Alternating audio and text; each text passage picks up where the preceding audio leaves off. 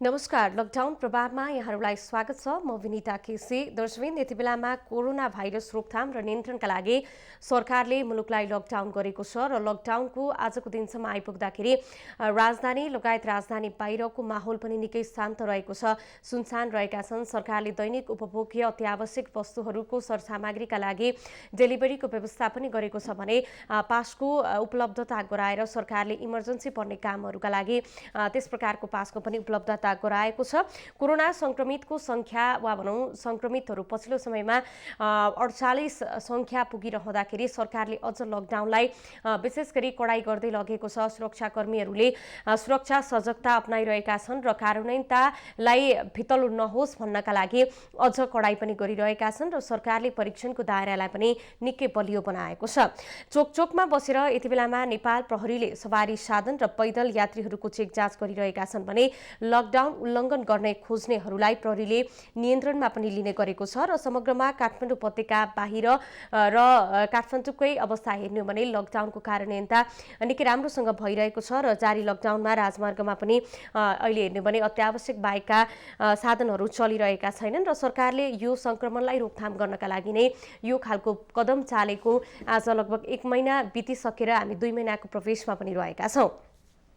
Corona virus रोकथाम र नियन्त्रणका लागि सरकारले ट्रेसिङको कार्यमा सहजीकरण गर्नका लागि अब स्थानीय तहमा स्थानीय निकायमा पनि टोली खटाउने निधो पनि गरेको छ र टोली पनि गठन गरिसकेको छ। स्वास्थ्य तथा जनसङ्ख्या मन्त्रालयले आयोजना गरेको नियमित पत्रकार सम्मेलनमा मन्त्रालयका प्रवक्ता डाक्टर विकास देवकोटाले स्थानीय तहमा हुने ट्रेसिङ र ट्रेसिङ कार्यमा सहजीकरण गर्नका लागि 3 सदस्यीय स्वास्थ्य कर्मीहरूको समूह गठन गरिएको जानकारी पनि दिनुभएको छ भने उहाँले हरेक स्थानीय तहमा खटाउने गरी समूह गठन भएको पनि जानकारी दिनुभएको छ। दर्शकवृन्द, यति बेलामा कोरोना भाइरस संक्रमण भएका कुनै पनि नयाँ बिरामी थपिएका छैनन् र विभिन्न 77 जिल्ला या भनौँ 7वटै प्रदेशको कुराकानी गर्ने हो भने प्रदेश नम्बर 1 मा परीक्षणको दायरालाई थप फराकिलो बढाइए पनि नयाँ संक्रमण फेला नपरेको तथा उदयपुरबाट 78 जनाको स्वाब नमुना संकलन भएको छ भने कोशी अस्पतालमा अहिलेसम्म त्यस्तो संक्रमित फेला नपरेको जानकारी पनि आएको छ। अहिलेसम्म कोरोना भाइरसको 47,496 जनाको परीक्षण भएको स्वास्थ्य मन्त्रालयले जनाएको छ भने देशभर 12,985 जना क्वारेन्टाइनमा बसिरहेका छन् र काठमाडौँ उपत्यकामा 3 जना र उपत्यका बाहिर 86 जना गरी कुल 89 जना आइसोलेसनमा रहेको स्वास्थ्य जनसङ्ख्या मन्त्रालयका प्रवक्ताले बताउनु भएको छ। नेपालमा अहिलेसम्म कुल संक्रमित 48 जना छन् भने 10 जना निको भएर उपचार पश्चात घर फर्किसकेका छन्।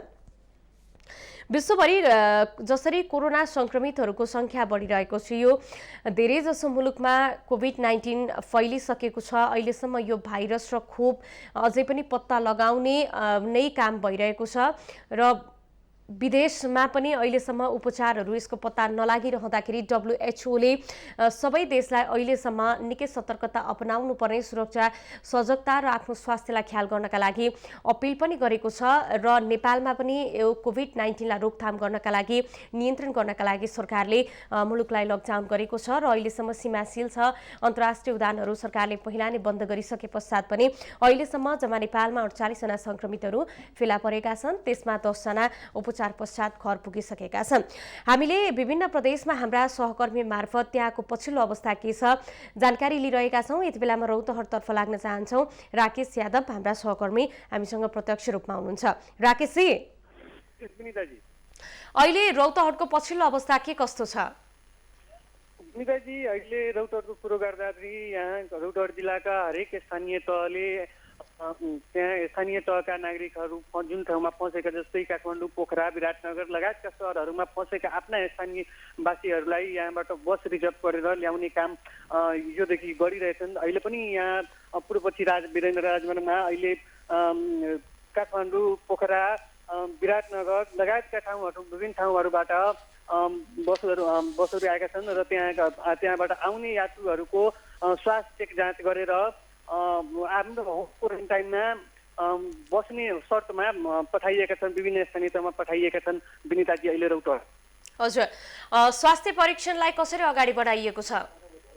विनिताजी अहिले स्वास्थ्य परीक्षणको कुरो गर्दा पनि यहाँ जुन पूर्व पश्चिम वीरेन्द्र हाइवे जुन छन् त्यहाँ अब चपपुर चन्द्रपुर नगरपालिका भन्ने जुन मेन जिल्लाभित्र जुन जाने जुन मेन नाका हो त्यो त्यहाँ स्वास्थ्यकर्मी नेपाल सशस्त्र प्रहरी लगायतका टोलीहरूले बाहिरबाट आउने यात्रुहरूको स्वास्थ्य जाँच र अनि मात्र होम क्वारेन्टाइनमा पठाउने गरेको मिलाइएका छन् विनिताजी अहिले रौतहटमा। क्वारेन्टाइनमा अहिलेसम्म रौतहटमा कति मानिसहरू बसिरहेका छन्, उनीहरूको स्वास्थ्य अवस्था चाहिँ कस्तो छ? विनिताजी हजुर, अहिले रौतहटमा क्वारेन्टाइनमा बस्ने सङ्ख्या कस्तो छ, त्यसमा वृद्धि हुँदैछ कमी हुँदैछ, उनीहरूको समग्र स्वास्थ्य अवस्था चाहिँ कस्तो छ, उनीहरूको सरसफाइलाई कतिको ध्यान दिएको छ, के छ अवस्था? विनिताजी अहिले रौतहटमा कुरो गर्दाखेरि अब एक्युरेट आजसम्म आएको छैन। हिजोसम्म लमसम 135-36 जनाको जतिमा हाराहारीमा यहाँका विभिन्न नेताका सहका क्वारेन्टाइनमा बसिरहेका छन्। 242 जहाँ 242 पुरुष र 17 महिला गरी 259 जना यहाँका रौतहट जिल्ला विभिन्न क्वारेन्टाइनमा बसिरहेका छन् विनिताजी अहिले रौतहटको कुरो। बजार अवस्था कस्तो छ राकेशजी? विनिताजी रौतहटको बजारको अवस्था गर्दाखेरि यहाँ नेसेसरी जुन खाद्यान्न वस्तुहरू छन् त्यसबाहेक अरू पसल खोलेका छैनन् विनिताजी। र यहाँ जुन एकजना कोरोना भाइरस सङ्क्रमित जुन भेटेका छन् र त्यसको पछि छिमेकी जिल्ला सर्लाहीमा पनि एकजना भेटे लगतै यहाँका स्थानीयहरू एउटा त्रास लागेका छन् र आफै घरमा बस्ने महल छन् र आफै बाहिर निस्किरहेका छैनन् विनिताजी यहाँका स्थानीयवासीहरू।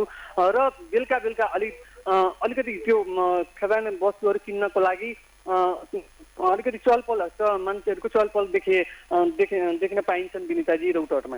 बजार खुलेको समयमा पनि त्यहाँ जस्तो सामानहरू सरसामग्री खरिद गर्न निस्किँदाखेरि सामाजिक दूरीलाई पालना गरेको छ वा छैन? बजारमा केही दैनिक खाद्य उपभोग्य वस्तुहरू आज लकडाउनको लामो समय पनि भइरहँदाखेरि त्यस्तो केही प्रकारको अभावहरू उनीहरूले महसुस गरेका छन् वा छैनन्? स्थानीयहरूसँग यहाँहरूले कुराकानी गर्दाखेरि के कस्तो खालको प्रतिक्रिया पाइरहनु भएको छ, के छ अवस्था?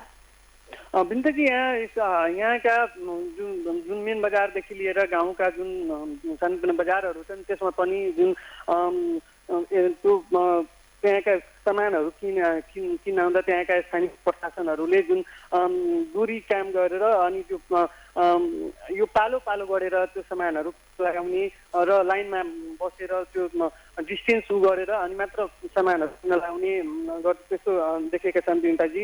र त्यस्तो अहिले कुनै किसिमको सामग्रीहरूको अभाव देखिएका छैनन् रौतहटमा विनिताजी अहिले भन्नुपर्दा। धेरै ठाउँमा लक्षित वर्गहरूले वा विपन्न समुदायले हामीले राहत पाउन सकेनौँ, अलि पाउनेहरूमा पनि भएकाहरूले पनि लिइरहेका छन् भन्ने खालका गुनासोहरू आइरहँदाखेरि त्यहाँ के कसरी राहत वितरणको काम भइरहेको छ? विनिताजी राहतको कुरो गर्दाखेरि यहाँ रौतहटमा अब जुन वास्तवमा पाउनै पर्ने राहत जसको लागि राहत दिनै पर्ने सरकारले जुन घोषणा गरेछन् त्यस्ता व्यक्तिले धेरै कम पाइरहेको अवस्था भेटेका छन् विनिताजी।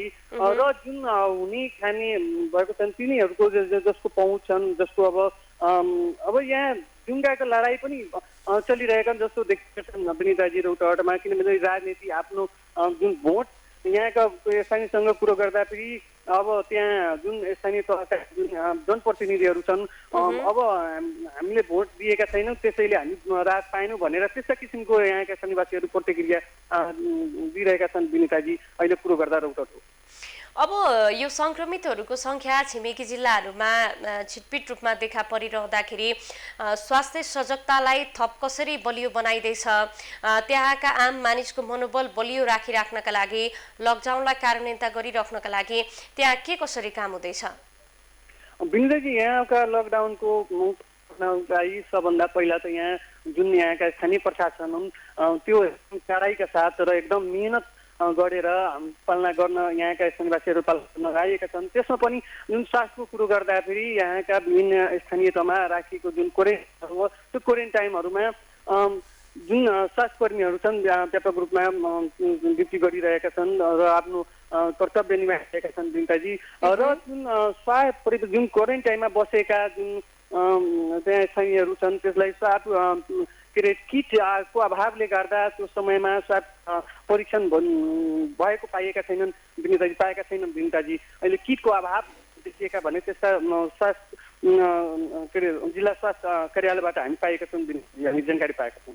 हवस्, जानकारी दिनुभयो त्यसका लागि यहाँलाई धेरै धेरै धन्यवाद। पाउनुहुन्थ्यो रौतहटबाट हाम्रा सहकर्मी राकेश यादव। जारी लकडाउन चलिरहँदाखेरि त्यहाँको समग्र जनजीवन के कस्तो रहेको छ, राहत सजगता, राहत व्यवस्थापन, स्वास्थ्य सजगता र सुरक्षाकर्मीहरूले समग्र रूपमा लकडाउनलाई के कसरी कडाई गर्दैछन् वा के कस्तो छ त्यहाँको पछिल्लो वस्तुस्थिति हामीले उहाँसँग जानकारी लिने प्रयास गरेका थियौँ। दर्शक, जारी लकडाउन भइरहँदाखेरि यति बेलामा यसको रोकथाम र नियन्त्रणका लागि ट्रेसिङको कार्यमा सहजीकरण गर्नका लागि स्थानीय निकायहरूमा टोली खटाउने र टोली गठन पनि भइसकेको छ। अब सरकारले यो परीक्षणको दायरालाई अगाडि बढाएको छ र विभिन्न जिल्लाको पछिल्लो अपडेट के छ, त्यहाँको अस्पतालमा के कसरी उपचार चलिरहेको छ, मापदण्ड अनुसारको क्वारेन्टाइनमा ती व्यक्तिहरूलाई राख्दाखेरि उनीहरूको स्वास्थ्य अवस्थालाई ख्याल गरिएको छ वा छैन, सरसफाइमा कतिको ध्यान दिएको छ, अहिले अब जारी लकडाउनको यति लामो दिनसम्म आइपुग्दाखेरि त्यहाँ अभावहरू के कस्तो अवस्थामा छन् भन्ने विषयमा हामीले कुराकानी गरिरहेका छौँ। हाम्रा सहकर्मी मार्फत हामी अपडेट गराउने प्रयास गरिरहेका छौँ। फेरि पनि लाग्छौँ प्रदेश 2 बारातर्फ। हाम्रा सहकर्मी श्याम गुप्ता हुनुहुन्छ। श्यामजी। हजुर विनिताजी। हजुर, यति बेलामा बारामा लकडाउनको पालना के कस्तो छ? हजुर, यहाँ लकडाउनको बारेमा अहिले कुरा भन्नुपर्दा यहाँ लकडाउन एकदम निकै नै कडाइका साथ गरिएको छ र यहाँ सर्वसाधारणलाई जथाभावी हिँड्न दिइएको छैन। यहाँ 1-2 सङ्ख्यामा बाहिर मान्छेहरू निस्केको अवस्थामा प्रहरी प्रशासनले रोकेर चेक जाँच गरेर सोधपुछ गरेर सवारी साधनहरूलाई पास हेरेर मात्र जान दिएको अवस्था छ। र यहाँ अहिले यो बारा जिल्लामा अहिलेसम्म 392 वटा बेड भएको क्वारेन्टाइनको स्थापना गरिएको छ बाराको हरेक स्थानीय तहमा। र यहाँ अहिलेसम्म यो क्वारेन्टाइनहरूमा 195 जनालाई चाहिँ यो क्वारेन्टाइन गरिएको छ, जसमध्ये 2 जनालाई चाहिँ यो बाराको जितपुर सिमरा उपमहानगरपालिका अन्तर्गत क्वारेन्टाइन जुन निर्माण गरिएको छ 50 सयको, त्यसमा 2 जनालाई चाहिँ आइसोलेसनमा भर्ना गरिएको अवस्था छ विनिता। हजुर, जस्तो यो समयमा मजदुरहरू जो अलपत्र परेका छन् वा घर हिँडिरहेका ती मानिसहरूलाई उद्धार पनि गरिरहेका छन् विभिन्न स्थानीय निकायहरूले, त्यहाँको अवस्था चाहिँ के छ? यदि उद्धार गरिएको छ भनेदेखि उहाँहरूलाई क्वारेन्टाइनमा राखिएको छ कि छैन, उहाँहरूको व्यवस्थापन के कसरी गरिएको छ? हजुर, यहाँ अहिले यो यहाँ पैदल यात्रीहरूलाई चाहिँ मध्यनजर गरेर यहाँ बाराको निजगढ नगरपालिकाले यहाँ स्थानीय पैदल यात्रीहरूले उद्धार गरिरहेको छ। उद्धार गर्नुको साथै उनीहरूलाई पहिलो नम्बरमा उनीहरूको चेक जाँच गरिरहेको अवस्था छ र त्यसपछि चेक जाँच गरेर खाना खुवाउने, पानी दिने र उनीहरूलाई गन्तव्यतर्फ पुर्याउने काम पनि गरिरहेको छ निजगढ नगरपालिकाले अहिले। समग्र बजार अवस्था चाहिँ के कस्तो छ? हजुर, बजारहरू पुरै पूर्ण रूपमा बन्द छन् अहिले र पुलिस प्रशासनले यहाँ तरकारी बेच्नेहरूलाई चाहिँ पास दिएको अवस्था छ र उनीहरूले चाहिँ तरकारी गाउँमा गएर घर घरमै तरकारी पुर्याउने गरी व्यवस्था मिलाइएको छ स्थानीय व्यवसायीहरू मार्फत। र किराना आइटमको लागि यो दैनिक उपभोग्य सामानको लागि सर्वसाधारणहरूको लागि बिहान 11 बजेदेखि 2 बजेसम्मको लागि चाहिँ पसल खुल्ला गरिएको अवस्था छ र सबै पसलहरू चाहिँ खोलिएको अवस्था छैन। त्यहाँ पालैपिछे पसल खोल्न दिइएको छ, जसमा यो 3 घण्टाको अन्तरालमा चाहिँ यो अति आवश्यक दैनिक उपभोग्य वस्तुहरू चाहिँ स्थानीयहरूले सहज रूपमै आएर गोलो घेरामा बसेर पालैपिछे सामान खरिद गरिरहेको अवस्था छ विनिताजी। लकडाउनको समय अवधि थपिरहँदाखेरि त्यहाँको बजारमा यदि सरसामग्रीहरूको अभाव छैन भने मूल्य वृद्धि वा कालोबजारी सम्बन्धी केही त्यस्ता गुनासाहरू अहिलेसम्म आएका छन् वा छैनन्?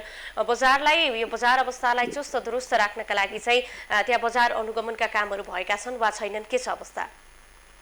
हजुर, पछिल्लो समय यो कालोबजारीको पनि गुनासो आइरहेको थियो। गुनासो आइरहेपछि यहाँको स्थानीय प्रशासनले बेला बेलामा अनुगमन गरिरहेको अवस्था छ र अनुगमन गरेर कालोबजारी गरेको पाइएको खण्डमा चाहिँ उनीहरूले कारबाही समेत गरिएको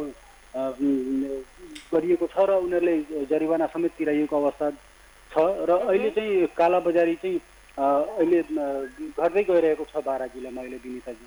हजुर, अहिले अब यो कोभिड-19 त एउटा समस्याको रूपमा देखा परेको छ।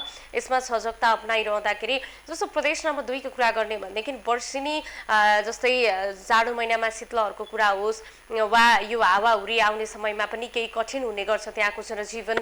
अहिलेको त्यहाँको मौसम के कस्तो छ? हावाहुरी वा यस्ता केही अन्य समस्याहरूले त्यहाँको जनजीवनलाई त्यति प्रत्यक्ष मर्का परेको छ कि छैन? के छ अवस्था? हजुर विनिताजी, यो मौसमको बारेमा कुरा गर्नुपर्दा अहिले विगत केही दिनदेखि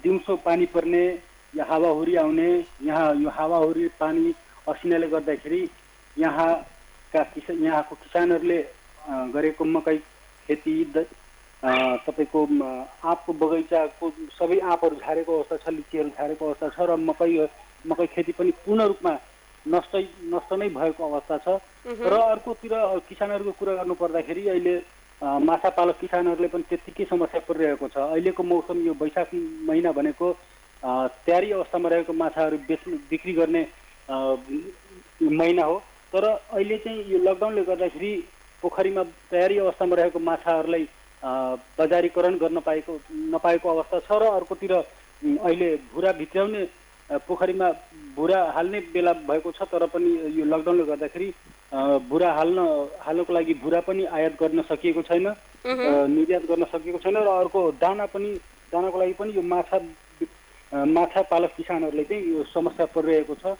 र अर्कोतिर यहाँ पशुपालक किसानहरूले पनि दुध बेच्नको लागि समस्या परिरहेको अवस्था छ र उनीहरू अहिले मिल्क होलिडे भनेर अहिले यो एउटा कार्यक्रम ल्याएका छन्। यो उनीहरू कार्यक्रम अनुसारै हप्तामा एउटा किसानले बजारमा दुध पुर्याउन पाउने र अर्को किसानले अर्को पालै पछि गरी दुध उनीहरूले चाहिँ खपत गराइरहेको अवस्था छ र जहाँ खपत भइरहेको छैन त्यहाँ गाई बस्तुको बच्चाहरूले नै उनीहरूले नै दुध खान दिएको छ र छरछिमेकमा दुध बाँडिरहेको अवस्था छ। भनेपछि कृषकहरूको जस्तो उत्पादनहरू, खेतीबालीको उत्पादनहरू त्यो बारीमै केही त अब कुहिन पनि थालेको छ होला। अब अहिले बजार लक भएको अवस्थामा वा यसो जस्तो सागपातदेखि हरिया तरकारीहरूलाई चाहिँ त्यहाँ व्यापारीहरू नै खेतबारीसम्मै पुगेर त्यसलाई बिक्री वितरण भइरहेको छ वा के छ अवस्था? हजुर, व्यापारीहरूले यहाँका किसानहरूको खेतबारीमै गएर तरकारीहरू, हरिया तरकारीहरू, सागसब्जीहरू लिएर गाउँमा घरमा गएर तरकारीहरू बेचिरहेको अवस्था छ विनिताजी। र उनीहरू यसरी अहिले खेतबाटै तरकारी खरिद गरेर लगेर बिक्री गर्दा किसानहरू पनि अहिले खुसी भएको अवस्था नै छ अहिले। हवस्, जानकारीका लागि धेरै धेरै धन्यवाद। उहाँ हुनुहुन्थ्यो बाराबाट हाम्रा सहकर्मी श्याम गुप्ता। जारी लकडाउनको प्रभाव के कस्तो छ, त्यहाँ क्वारेन्टाइनको संख्या वृद्धि गरेको छ वा छैन, आइसोलेसन बेडको अवस्था के कस्तो छ, एउटा सीमा नाका भएको कारणले गर्दाखेरि पनि संक्रमणको जोखिम हुन्छ कि भन्ने एउटा भय पनि त्यहाँ रहेको छ। र जसरी उदयपुरमा कोरोना संक्रमितको संख्यामा एकैचोटि जस्तो प्रकारको एउटा बाहिर जुन प्रकारको एउटा ग्राफ देखियो, त्यस पश्चात नेपालमा कोभिड-19 को भय झन् बढेको थियो र छिमेकी जिल्लाहरूमा यसरी संक्रमितको संख्या बढ्दै गइसकेपछि त्यहाँको समग्र आम सर्वसाधारणमा पनि यस विषयमा अलिकति डर जाग्नु त्यो जायज पनि हो र त्यहाँको स्थानीय प्रशासनहरूले, नगरपालिका, उपमहानगरपालिकाहरूले के कसरी काम गरिरहेका छन्, स्वास्थ्य परीक्षण कसरी अगाडि बढेको छ भन्ने विषयमा हामीले जानकारी लियौँ। र त्यहाँ अहिले 392 क्वारेन्टाइन बेड छन् र 195 जना क्वारेन्टाइनमा बसिरहेका छन् भनेर हामीलाई उहाँले जानकारी दिनुभएको छ। आदरणीय दर्शकवृन्द, जारी लकडाउनको समय सरकारले 4औं पटक थप गरेर वैशाख 15 गते पुर्याइरहँदाखेरि तपाईहरूको जनजीवन के कसरी व्यतीत भइरहेको छ, केही समस्या छन्, तपाईहरूले राहतका विषयमा वा भनौँ एउटा दैनिक ज्याला मजदुरी गरिरहँदाखेरि आफ्नो जीवनलाई सहज बनाउनका लागि केही गाह्रो भइरहेको छ, औषधि उपचारदेखि लिएर हरेक खालका तपाईँहरूसँग केही समस्याहरू छन् र तपाईँहरूले सम्बन्धित निकायमा यो खालका समस्याहरू यदि पुर्याउन चाहनुहुन्छ भने तपाईँको लागि संवाहक हामी बन्दिन सक्छौँ, किनकि तपाईँहरूको समस्याहरू हामीलाई तपाईँहरूले टेलिफोन गरेर सम्पर्क गरेर हामीसँग राख्न सक्नुहुन्छ। हामी तपाईँहरूको समस्यालाई सम्बन्धित व्यक्ति सम्बन्धित निकायसम्म पुर्याउने प्रयास गर्नेछौँ, जसको लागि तपाईँहरूले हामीलाई 5010 981 5010 796 सम्पर्क गरेर जानकारी पनि गराउन सक्नुहुनेछ। हामी अब फेरि पनि लाग्दैछौँ जनकपुरतर्फ। जनकपुरको पछिल्लो अपडेट के छ, हाम्रा सहकर्मी बटुकनाथ झा हुनुहुन्छ। बटुकजी, विनिताजी, के छ यति बेलामा पछिल्लो समय जनकपुरको अवस्था, लकडाउनको कार्यान्वयन के कसरी भइरहेको छ? आज पनि 33औं दिनसम्म लकडाउन जनकपुरमा पनि जारी रहेको छ र लकडाउनको अहिलेसम्म जुन तपाईँले अन्य जिल्लाको जानकारी गराइरहनु भएको छ, धनुषा जिल्लामा खास गरी हिजो यहाँका आजदेखि जुन मुस्लिम समुदायको जुन पर्व रहेको छ रमजान पर्व 1 महिनासम्म चल्ने, त्यसको पूर्व सन्ध्यामा हिजो धनुषा जिल्लाका करिब 11 स्थानका मस्जिद र मदरसाहरूको अनुगमन गरिएको थियो यहाँका प्रमुख जिल्लाधिकारीको नेतृत्वमा।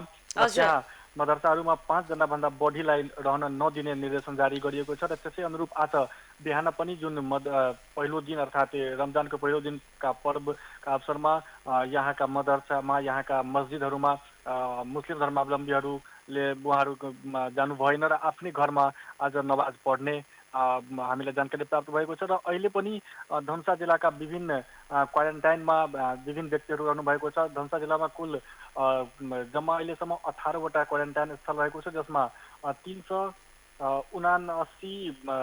बेड क्षमता भएको यहाँका क्वारेन्टाइन रहेको छ। त्यसमा अहिलेसम्म 121 जना क्वारेन्टाइनमा व्यक्तिहरू रहनुभएको छ। हिजो मात्र 22 जना त्यसमा थप्नु भएको छ विभिन्न स्थानमा र 1 जनालाई डिस्चार्ज गरिएको थियो र आइसोलेसन बेडमा अहिले 32 जना जुन संख्या रहेको छ, त्यसमा अहिले 3 जना वहाँ बस्नु भएको छ। जुन जनकपुर धामको प्रादेशिक अस्पताल अन्तर्गतको आइसोलेसन बेड छ, त्यसमा जम्मा 3 जना बिरामी भनौँ त्यहाँ बसिरहनु भएको छ र अहिलेसम्म स्वाब सङ्कलन 155 जनाको जो प्रादेशिक अस्पताल जनकपुर धाममा भएको छ। त्यस्तै आरडिटी परीक्षण अहिलेसम्म 196 जनाको आरडिटी परीक्षण भएको छ। त्यस्तै स्वाब परीक्षण जुन भएको छ त्यसको परिणाम जम्मा 95 जनाको परिणाम नेगेटिभ आएको छ भने 60 जनाको अहिलेसम्म रिपोर्ट आउन बाँकी रहेको हामीलाई जानकारी प्राप्त भएको छ भने अहिलेसम्म 18 जनालाई जिल्ला प्रशासन कार्यालयको जुन जिल्ला विपद व्यवस्थापन समिति कोभिड-19 को क्विक रिस्पोन्स टिम छ, उसले अहिलेसम्म 18 जनालाई विभिन्न कालाबजारीको आरोपमा विभिन्न स्थानबाट पक्राउ गरी कारबाही गरेको अवस्था छ, जुन अहिलेसम्म हामीलाई जिल्ला विपद व्यवस्थापन समितिले जानकारी दिएको छ। र यसको अतिरिक्त जिल्लाका विभिन्न स्थानमा खास गरी जुन भारतसँग जोडिएको विभिन्न क्षेत्रहरू छ, त्यहाँ अहिले पनि रातको समयमा लुकीछिपी धेरैजना नेपाल आउने जानकारी पनि हामीलाई प्राप्त भएको छ र त्यसलाई थाहा पाउने बित्तिकै स्थानीय प्रशासन र व्यक्तिहरूले आफ्नो नजिकको जुन क्वारेन्टाइन छ त्यहाँ राखेको छ, जो हामीलाई प्राप्त भएको छ। अहिलेसम्मको धनुषा जिल्लाको अपडेट यो रहेको छ विनिताजी। हजुर, अहिलेसम्म स्वास्थ्य परीक्षण गरिरहँदाखेरि संक्रमितहरू फेला परेका छन् वा छैनन्, स्वाब सङ्कलन गर्ने काम पनि भइरहेको छ, 155 जनाको भएको छ भनेर यहाँले हामीलाई जानकारी दिनुभएको छ। परीक्षणमा के फेला परेको छ?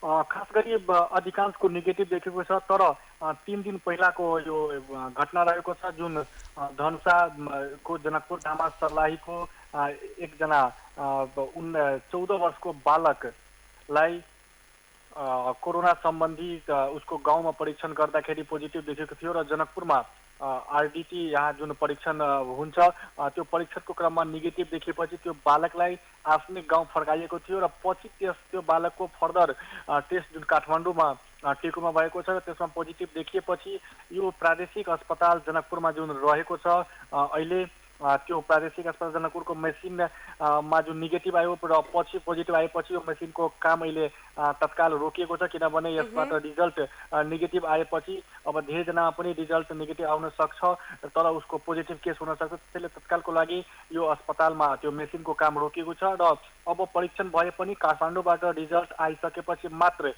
यहाँ त्यो रिजल्ट बाहिर ल्याउने यहाँका सम्बन्धित पक्षले जानकारी दिएको छ र अहिले प्रादेशिक अस्पताल जनकपुरमा रहेको जुन मेसिन छ त्यसको पिसिआर मेसिनको परीक्षणको अहिले रिजल्ट रोकिएको छ र काम पनि रोकिएको छ विनिताजी। त्यहाँको प्रदेश सरकारले अहिले यो संक्रमणको जुन समय छ यो अलिकति विशिष्ट समय छ, प्रभावकारी ढङ्गले निकै सुझबुझ तरिकाले पनि अगाडि बढ्नुपर्नेछ, यसतर्फ चाहिँ के कसरी काम गर्दैछ? विभिन्न जिल्लामा त्यो स्वास्थ्यकर्मीहरू नियमित रूपमा काम गरिरहनु भएको छ र प्रदेश सरकारलाई 2 दिन पहिला मात्र अन्तर्राष्ट्रिय गैर सरकारी संस्थाले करिब 20 लाख बराबरको जुन सामानहरू उपलब्ध गराएको छ, त्यो थर्मल गन, पिपिई, केही दिन पहिलासम्म जनकपुर लगायतका यहाँ नजिक विभिन्न जिल्लामा त्यो थर्मल गन र पिपिईको अभाव रहेको थियो र अहिले हदसम्म त्यो अभाव पूर्ति भएको छ र यो लगायत अन्य सामानहरू जुन छ त्यो प्रदेश सरकारले आफ्ना मार्फतका निकायहरू मार्फत आम नागरिकमा सुविधाको लागि उहाँहरूको जुन परीक्षणको लागि जाँच गरिरहेको छ र यसै अन्तर्गत यो धनुषा जिल्लामा लगायत यो प्रदेश नम्बर 2 मै केन्द्रबाटै स्वास्थ्यकर्मी परिचालन गरिएको छ। ती स्वास्थ्यकर्मी तपाईँलाई जानकारी गराइदिउँ, जुन स्वास्थ्यकर्मीहरू प्रदेश सरकारले रोकथाम कोरोना भाइरसको रोकथाम र नियन्त्रणका लागि स्वास्थ्यकर्मी सहितको टोली विभिन्न 8वटा जिल्लामा परिचालन गरिएको छ र यो टोलीले 8वटा जिल्लाको विभिन्न 27 स्थानमा करिब 1500 भन्दा बढी व्यक्तिहरूको स्वाब नमुना सङ्कलन गर्ने स्वास्थ्य मन्त्रालयले नै जानकारी गराएको छ र त्यो टोलीमा स्वास्थ्य सेवा विभागका, त्यसपछि नेपाली सेना, स्वास्थ्यकर्मी र प्रयोगशालाका प्राविधिकहरूको सम्मिलित टोली हुन्छ र ती टोलीले विभिन्न स्थानमा ऱ्यान्डमली विभिन्न स्थानमा गएर स्वाब सङ्कलन गर्छ। किनभने धनुषा जिल्लामा पनि करिब 1 साता पहिला 2 जनामा पोजिटिभ देखिएको थियो र पछि टेस्ट गर्दा नेगेटिभ आएको थियो र यो एकचोटि पोजिटिभ आउने फेरि नेगेटिभ आउने त्यो मसिनको खराबीको कारणले गर्दा पनि हुन सक्छ र यसले जुन डिस्चार्ज भएर सङ्क्रमित व्यक्ति निको भएर आफू स्वस्थ भएर घर गएको महसुस गर्छ, तर केही दिनपछि फेरि उसको जाँचमा पोजिटिभ आएपछि झन् विकराल रूप लिने सम्भावना बढेको छ। त्यसैले अब त्यस्ता व्यक्तिहरूलाई थप निगरानीका साथ उपचार गर्ने र आइसोलेसन के भन्छ यो क्वारेन्टाइनमा राख्ने लगायतका जुन तयारी छ त्यो प्रदेश नम्बर 2 सरकारले अगाडि बढाएको छ र सर्लाहीमा जुन त्यो व्यक्तिमा त्यो 13-14 वर्षको बालकमा जुन सङ्क्रमण भएको छ त्यो बालक जनकपुरबाट गएपछि पनि आफ्नो घरमा बसेको थियो। त्यसैले उसँग नजिक रहेका सबै व्यक्तिको पनि कन्ट्र्याक्ट ट्रेस मार्फत उनीहरूको पनि त्यो स्वाब सङ्कलन लगायतका प्रक्रिया अगाडि बढाइएको छ र यसले भविष्यमा अन्य व्यक्तिहरूले पनि नेगेटिभ पोजिटिभको खतराको कारणले गर्दा समस्या नहोस्, त्यसैले प्रदेश सरकार थप गम्भीरताका साथ काम गरिरहेको छ। विनिताजी, अब अहिले यो समयमा जति पनि उपलब्ध भएका त्यहाँका सरसामग्री थिए वा स्रोत साधन थिए त्यसमा थप गर्नुपर्ने अपरिहार्यता पनि देखिन्छ, किनकि यो एउटा सङ्कटको समय पनि हो। त्यहाँका जस्तो जनप्रतिनिधिहरूको भूमिका यो बेलामा के कस्तो प्रकारको देखिएको छ? उनीहरूले आफ्नो एउटा यो समयमा दिनुपर्ने दायित्व कर्तव्यलाई बोध गरेका छन् वा छैनन्? र प्रदेश सरकारलाई जसरी केन्द्र सरकारले विभिन्न विधिलाई सरलीकृत गर्ने विषयमा, परिमार्जित गर्ने विषयमा, भौतिक पूर्वाधारहरू उपलब्ध गराउने विषयमा कतिको समन्वय गरेको छ? त्यहाँका प्रदेश सरकारका जनप्रतिनिधिहरू त्यहाँ विभिन्न व्यक्तित्वहरूसँग कुराकानी गर्दाखेरि तपाईँहरूले के पाउनु भएको छ रिपोर्टिङमा? हजुर, खास गरी तपाईँले जुन कुराले गरिरहनु भएको छ, जो केन्द्र सरकारले जे सहयोग दिएको छ प्रदेश सरकारले पनि आफ्नो मार्फतका पालिकाहरूलाई जे रकम दियो त्यो रकम दिइहाल्ने त्यस्तो मनोवृत्ति देखिएको छ। खास गरी जुन राहतको म कुरा गर्छु, राहतको विषयमा विगतमा पनि प्रदेश सरकारले त्यो रकम स्थानीय तहको खातामा पठाइदियो, भइहाल्यो। त्यसपछि स्थानीय तहका जनप्रतिनिधिहरूले थोरै स्थानमा नियमित तरिकाले जुन मापदण्ड हुन्छ त्यो तरिकाले राहत वितरण भएको छ। धेरै स्थानमा गुणस्तरहीन सामान पनि वितरण भएको छ। त्यस कारणले गर्दा हिजै महोत्तरी जिल्लामा 6 जना व्यक्तिले त्यो राहत वितरण भएको तेलको सामान खाँदा उनीहरू बिरामी परेका थिए। त्यस्तै विभिन्न धनुषा जिल्लाको विभिन्न स्थानमा त्यो गुणस्तरहीन चामल, दाल समेत वितरण गएको छ भने प्राय स्थानमा अहिलेसम्म राहत पनि वितरण नभएको अवस्था छ। जनकपुर उपमहानगरपालिकाले अहिलेसम्म वितरण गर्न सकेको छैन। यद्यपि अब 2 दिनभित्र उपमहानगरपालिकाले त्यो प्रति परिवार 18,000 परिवारको नाम सङ्कलन भएको छ र प्रति परिवार 15 किलो चामल दिने र दाल उपलब्धता छैन रे। त्यो उपमहानगरपालिकाले प्रयास गर्दा पनि दाल त्यति सङ्ख्यामा अर्थात् 18,000 परिवारको लागि एकमुष्ट कुनै व्यापारीले दिन नमानेपछि प्रति परिवार त्यो दाल र आलु मार्फत, आलु र दालको लागि प्रति परिवार 300 रुपियाँ र 15 किलोको चामल सोमबारदेखि दिने निर्णय भएको छ। र यो पक्कै पनि यता कहीँ न कहीँ जुन तत्काल राहत दिनुपर्ने, आज हामी समाचार सङ्कलन गर्दा समाचार पढ्दा यो 33औं दिन त्यो लकडाउनको 33 दिन अर्थात् 1 महिना बितिसक्यो।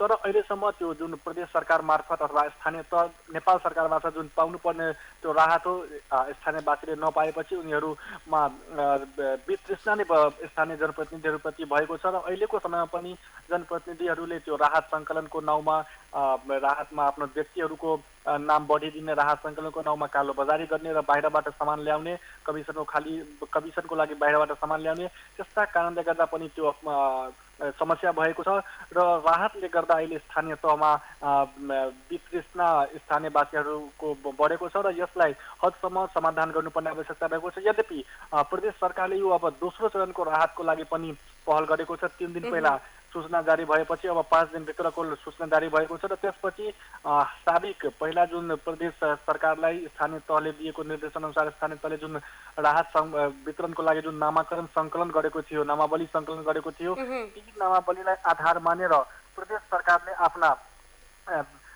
वन कार्यालय मार्फत जुन आपूर्ति वन वातावरण वाणिज्य उद्योग आपूर्ति मन्त्रालय मार्फत आफ्ना हरेक जिल्ला प्रदेश नम्बर 2 को प्रत्येक जिल्लामा रहेको घरेलु तथा साना उद्योग कार्यालय मार्फत स्थानीय तहका वडा अध्यक्ष मार्फत स्थानीय व्यक्तिलाई राहत दिने निर्णय भएको छ र ती राहत दिने सामानहरूमा फेरि केही चामल त्यसपछि दाल लगायतका सामानहरू दिने निर्णय भएको छ। अर्थात् मैले भन्न खोजेको छु समग्रमा यो पहिलो चरणको राहत पनि धेरै स्थानमा नपाएका स्थानीयवासीहरूले अब दोस्रो चरणको राहत पाउने कुरा सुनेपछि उनीहरूलाई पनि खाँचो उठेको छ र अहिलेसम्म हामीले राहत पनि पाएका छैनौँ र दोस्रो चरणको राहत उपलब्ध भएको छ।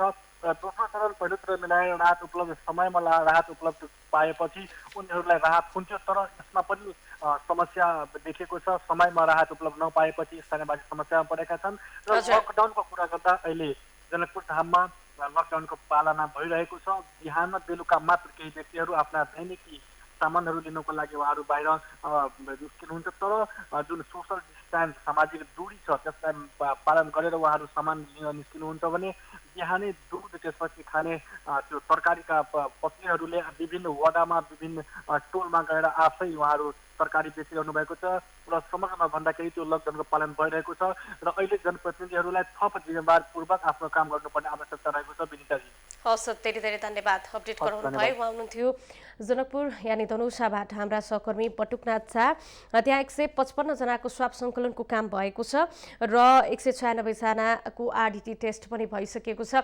समग्र रूपमा लकडाउनको कारणता भइरहे पनि त्यहाँ राहतको सवालमा भने त्यहाँका स्थानीयको के गुनासो रहेको छ। यति बेलामा प्रदेश सरकारले राहतको लागि बजेट विनियोजन गरिरहँदाखेरि पनि स्थानीय तहले त्यसलाई एउटा एकद्वार प्रणालीबाट परिमार्जन गरेर त्यो बजेटलाई राम्रोसँग निर्धारण गर्न नसक्दाखेरि विभिन्न वर्गबाटकै गुनासोहरू पनि निरन्तर रूपमा आइरहेका छन् र धनुषाको अवस्था पनि यस्तै रहेको छ र समग्र रूपमा अहिलेसम्मको बजार अवस्था निकै नै राम्रो छ र त्यही कृषक सम्बन्धी जुन कृषकहरू केही मर्कामा परेका छन् लकडाउनको समय अवधि थपिरहँदाखेरि उनीहरूको समस्या भने केही बढिरहेको भनेर उहाँले हामीलाई जानकारी गराउनु भएको छ। दर्शक यति बेलामा लकडाउनलाई सरकारले थप कडाइका साथ अगाडि लगेको छ। चौथो पटक समय अवधि थप गरेर वैशाख 15 गतेसम्म समयलाई थप गरिरहँदाखेरि यति बेलामा राष्ट्रिय सभाको दिगो विकास समितिले कोरोना महामारीको विषयमा मात्रै ध्यान दिँदै गर्दा संक्रमितहरूको संख्यालाई पनि वा यो विषयमा पनि ध्यान दिनका लागि सरकारलाई निर्देशन दिएको छ। विश्वभर महामारीका रूपमा फैलिएको कोरोना भाइरसको जोखिममा नेपाल पनि रहिरहेको बेलामा महामारी अन्त्य गर्नका लागि सरकारले ध्यान दिनुपर्ने र यति बेलामा राजनीतिक दल पनि यति बेलामा निकै नै जिम्मेवार हुनुपर्ने र आफ्नो भूमिकालाई यति बेलामा आम जनताको जस्तो कर्तव्य र दायित्वलाई उनीहरूले बोध गर्नुपर्ने भनेर उनीहरूको ध्यानाकर्षण समेत गराएको छ। हेरौँ यो रिपोर्ट। राष्ट्रिय सभाको दिगो विकास समितिको शुक्रबारको बैठकले संविधान र जनताको इच्छा विपरीत जाने अधिकार कसैलाई पनि नभएको भन्दै सरकारलाई कोरोना नियन्त्रणमा मात्रै ध्यान केन्द्रित गर्न निर्देशन दिएको छ। त्यसैले संविधानको मर्म र जनताको इच्छा विपरीत जाने अधिकार कसैलाई पनि छैन भन्ने ध्यानाकर्षण पनि गराउन चाहन्छु। बैठकमा सांसद दीनानाथ शर्माले सीमानामा रहेका नागरिकहरूलाई सुरक्षित रूपमा देश भित्र्याउन माग गर्नुभयो। सीमामा रहेका नेपालीहरू छन् ती नेपालीहरूलाई नेपाल भित्र ल्याउनुपर्छ, बाहिर राख्नुपर्छ भन्ने सरकारको भनाइ छ। म त्यो विचारसँग सहमत छैन, यो व्यक्तिगत विचार हो। सांसद शारदा भट्टले महामारीको समयमा राहत वितरणमा पक्षपात भएको र कुहिएको चामल वितरण भएका खबर आएकोले यस्तो अवस्थाको अन्त्य हुनुपर्ने बताउनुभयो। त्यो बेलामा त हामीले सबैले नेपाली दाजुभाइ हामी सबै मिलेर एक दोस्रोलाई सहयोग गर्ने बेलामा त्यो पनि छुट्यायो भन्ने सुनिन्छ। दोस्रो कुहेको चामल खाएर हैजा लागेर बिमार भएका छन्, त्यो पनि गर्नु भएन। हामीमाथि एउटा अहिले ज्यान बचाउनु गाह्रो छ। यसैगरी सांसद गंगा कुमारी बेलबासेले विश्वका अरू देशको अवस्था हेर्दा नेपालमा कोरोना नियन्त्रणको अभ्यास र प्रयास राम्रो भएको उल्लेख गर्नुभयो। नेपालमा प्रभावित भएको हिसाबले पनि हामीले 1 महिना बढी चाहिँ भइसकेको छ र कोही निको भएर पनि जानुभएको छ। यो राम्रो पक्ष छ र भेटिने दरको कुरा गर्दाखेरि पनि अब त्यो अन्तको हेरेर न्यून सङ्ख्यामा जुन कोरोनाको प्रभावित बिरामीहरू भेटिनु भएको छ त्यसले पनि हामीलाई चाहिँ अब हामी एउटा ढङ्गले आत्मनिर्भर बन्न सक्यौँ भन्ने लागेको छ। समितिले सुदूरपश्चिमका विकट जिल्लाहरूमा किटको अभाव भएको, स्वास्थ्य कर्मीहरूका लागि अति आवश्यक स्वास्थ्य सामग्री अभाव भएको बताएको छ। सरकारले सुदूरपश्चिममा 33 जना चिकित्सकहरू पठाए पनि बाजुरामा 1 जना पनि चिकित्सक नपुगेको प्रति समितिले सरकारको ध्यानाकर्षण पनि गराएको छ।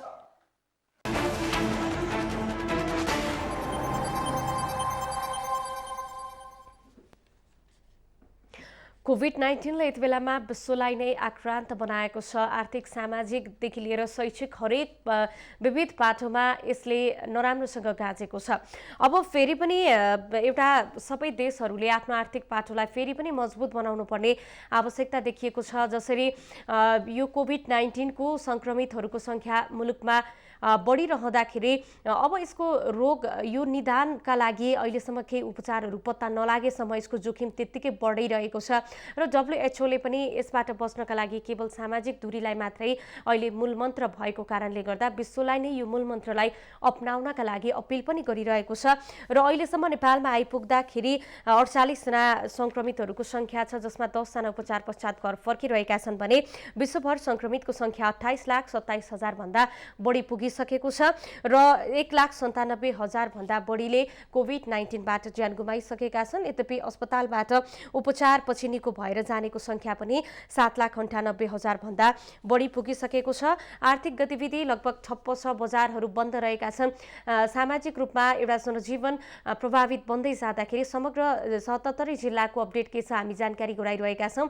लाग्दैछौँ नेपालगञ्जतर्फ। नेपालगञ्जबाट हाम्रा सहकर्मी निशा शाह। निशाजी सुन्दै हुनुहुन्छ? सुन्दैछु। हजुर, के छ यति बेलामा नेपालगञ्जको पछिल्लो अपडेट? अनि यतिखेर लकडाउनको कुरा गरिरहँदा बाटोमा फाटफुट मान्छेहरू हिँडेको अवस्था छ निन्दाजी। र लकडाउन जस्तै लकडाउनको नियम पालना गर्नुपर्ने थियो पूर्ण रूपले गरेको देखिन्छ र यहाँको प्रशासनले साँझको 4 बजेदेखि त पूर्ण रूपमा चाहिँ हिँड्न चाहिँ मानिसहरूलाई चाहिँ पैदल यात्रीहरू होस् या बाइकहरू हिँड्न पूर्ण रूपले चाहिँ अहिले बन्द गराएको अवस्था छ। र बन्द गराएसँग जसरी यो मुस्लिम समुदायको आजबाट रमजान सुरु भयो 1 महिनाको, त्यो रमजानमा चाहिँ सबैलाई आफ्नो घरमै बसेर नमाज पढ्ने भनेर यहाँको आदेशले यहाँको प्रशासनले भनेको छ। हजुर, बजार अवस्था के छ?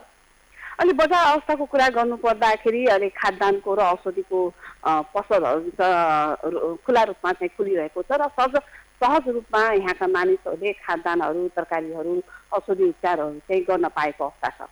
औषधिहरूको अभाव, किट अभाव त्यस्तो केही समस्या छ कि छैन? त्यस्तो अहिलेसम्म केही पनि अभावहरू देखिएको छैन र के औषधिहरूको चाहिँ केही दिन 1 हप्ता अगाडि चाहिँ यहाँको औषधि जो थोक विक्रेताहरू उनीहरूले चाहिँ बन्द गराएपछि केही असहज भएको थियो खुद्रा पसलहरूमा औषधिको, तर चाहिँ अहिले चाहिँ यहाँको स्थानीय प्रशासनले सहजीकरण गरेपछि त्यो चाहिँ अहिले सजिलो भएको छ। हजुर, राहत व्यवस्थापन यो वितरणमा के कसरी काम भइरहेको छ? अहिले राहत वितरणको कुरा गरिरहनु पर्दा नेपाल महानगरपालिकाले विभिन्न 23वटा वडामा र गाउँपालिकाहरूमा चाहिँ वडाहरूले चाहिँ अहिले चाहिँ 2 चरणको, कसैले 1 चरणको, कसैले 2 चरणको राहत वितरण गरिरहेको अवस्था छ र सहज रूपमा राहत वितरण गरेको देखिन्छ र जसको छुटपुट भएको छ त्यसको नामावली चाहिँ पुनः लिने क्रम अझै जारी नै छ। राहत वितरणमा धेरै जस्तो गुनासो आइरहँदाखेरि त्यहाँ जस्तो स्थानीय सरकारले पनि वा त्यहाँका ओडाहरूले पनि स्थलगत अनुगमन कतिको गरेका छन्? जो लक्षित छ, जो विपन्न छ, उनीहरू छुटेका छन् वा छैनन्? त्यसो लक्षित वर्गको कुरा गरिरहनु पर्दा चाहिँ बिन्ताजी अहिले चाहिँ 2 चरणको जसरी मैले पहिला पनि भने पहिलो चरण र दोस्रो चरणको राहत वितरण भइसकेपछि जो छुटपुट भएको छ तिनीहरूलाई चाहिँ नामाकरण सङ्कलन भइरहेको अवस्था छ र यसमा फेरि 2 चरणको छ के भने चाहिँ विभिन्न परिवारका जस्तै दैनिक ज्याला मजुरी खानेहरू एकातिर रहेको छ भने कि अहिले नेपालको विभिन्न जिल्लाबाट काम गर्न र पढ्न आएका विद्यार्थीहरूको पनि अहिले चाहिँ विभिन्न वडा गाउँपालिकाहरूमा चाहिँ नाम सङ्कलन भइरहेको छ र विशेष गरेर विद्यार्थीहरूलाई कसरी विद्यार्थीहरू बसिरहेको छ, खानामा के समस्या छ, किनभने नेपालको विभिन्न जिल्लाहरूबाट चाहिँ उनीहरू यहाँ आएको अवस्थामा चाहिँ अहिले उनीहरूको चाहिँ नाम सङ्कलन गरिरहेको अवस्था छ। बाहिरबाट आएका व्यक्तिहरूको व्यवस्थापन के कस्तो भएको छ? उनीहरूको स्वाप सङ्कलन गर्ने काम भएको छ वा छैन? यसतर्फ कसरी काम भएको छ? त्यस्तो अहिले बाहिरबाट आउने जस्तो अब क्वारेन्टाइनमा यहाँ राखिएको थियो नेपालगञ्ज जमुना नाकाको 10 गजामा 181 जना क्वारेन्टाइनमा राखिएको थियो र त्यसै गरी नेपालगञ्ज महेन्द्र भूमि क्याम्पसमा जसरी 30 भन्दा बढी माथि क्वारेन्टाइनमा राखिएको थियो तिनीहरूलाई चाहिँ परीक्षण गरेर चाहिँ 14 दिन क्वारेन्टाइनमा राखेर उनीहरूलाई चाहिँ उनीहरूको पोजिटिभ रिपोर्ट आइसकेपछि प्रमाणपत्र पाइसकेपछि हिजो मात्र उनीहरूलाई चाहिँ आफ्नो घरतिर आफ्नो गन्तव्यतिर पठाइएको छ र जसरी अब फेरि अस्पतालमा चाहिँ जो कोही आपत्तिकालीन अवस्थामा आएको हुन्छ उनीहरूको ज्वरो मापन गरेर केही लक्षणहरू देखियो भनेपछि उनीहरूलाई चाहिँ आरडिटी चेक गरेर चाहिँ उनीहरूको के कस्तो छ अवस्था भनेर चाहिँ त्यसलाई चेक गरिरहेको अवस्था छ र अहिलेसम्म नेपालगञ्जको कुरा गरिरहनु पर्दा अहिलेसम्म कुनै पनि त्यस्तो कोरोना भाइरसको पोजिटिभ बिरामी चाहिँ देखिएको अवस्था छैन। हस्, जानकारीका लागि धेरै धेरै धन्यवाद। हुनुहुन्थ्यो नेपालगञ्जबाट हाम्रा सहकर्मी निशा शाह। कोरोना भाइरस रोकथाम गर्नका लागि सरकारले जारी लकडाउन गरिरहेको अवस्थामा छौँ। समग्र रूपमा त्यहाँको पछिल्लो अपडेट के छ भनेर जानकारी लिइरहँदा हामीले यहाँहरूलाई जारी लकडाउनको समयमा तपाईँहरूको के गुनासो छ भने पनि हामी सम्बन्धित निकायसम्म पुर्याउने पहरेदारको काम गर्दैछौँ भनेर पनि हामीले काम पनि गरि पनि रहेका छौँ र थप गुनासो केही छन् भने पनि हामीले पुर्याउने काम पनि गरिरहेका छौँ, जसका लागि यहाँहरूलाई हामीले 50 10 796 50 10 981 यो नम्बरमा तपाईँहरूले सम्पर्क गरेर आफ्नो गुनासो के छन्, आफ्नो समस्या के छन् हामी समक्ष राख्न सक्नुहुन्छ। यसैमा टेलिफोनमा कोही साथी आइसक्नु भएको छ, उहाँको समस्या के छ हामी उहाँसँग कुराकानी गर्दैछौँ। नमस्ते। नमस्ते म्याम। हजुर, कहाँबाट को बोल्दै हुनुहुन्छ? म्याम मेरो घर चाहिँ सर्लाही जिल्ला हो। अहिले म यतिखेर हाल चाहिँ विराटनगर टङ्की सिंहबारी भन्ने ठाउँमा छु। हजुर, म यो लकडाउन हुनुभन्दा केही दिन अगाडि विराटनगर मेरो 9 महिनाको बच्चा छ। बच्चालाई आँखाको समस्या भएको कारणले गर्दाखेरि चेकअप गराउन म यहाँ लिएर आइरहेको थिएँ। अहिले लकडाउन भएको जति दिन भयो त्यति दिन भइरहेको छु म यहाँनिर एकदमै अप्ठ्यारोमा परिरहेको छौँ। हामीसँग साथमा भएको पैसा पनि सकिसक्यो र हामीलाई घर जाने साधनहरू पनि केही छैन। यसो कसैलाई केही मिलाइदिनु न त, पासहरू भन्दा पनि मिल्दैन, सिडिओ कार्यालय जानुपर्छ भन्ने कुराहरू गर्नुहुन्छ। अब हामीहरूले त केही देखेको छैन। यस्तो अप्ठ्यारो परेकालाई चाहिँ कसले उद्धार गर्छन्? हामी त केही पनि हाम्रो बच्चालाई हामी के खुवाउँछौँ? 9 महिनाको बच्चालाई हामीलाई धेरै समस्या भएको घर फर्किनको कारण। त्यही भएर यो अहिले न्युज हेर्दाखेरि हजुरहरूको यो सूचना दिएको हुनाले त्यो नम्बर टिपेर अनि मैले सही हुन्छ कि म हजुरसँग चाहिँ कन्ट्याक्ट गर्नु पर्यो भनेर अनि मैले नम्बर लगाएको म्याम। तपाईँ सर्लाहीको कुन ठाउँमा हुनुहुन्छ अहिले?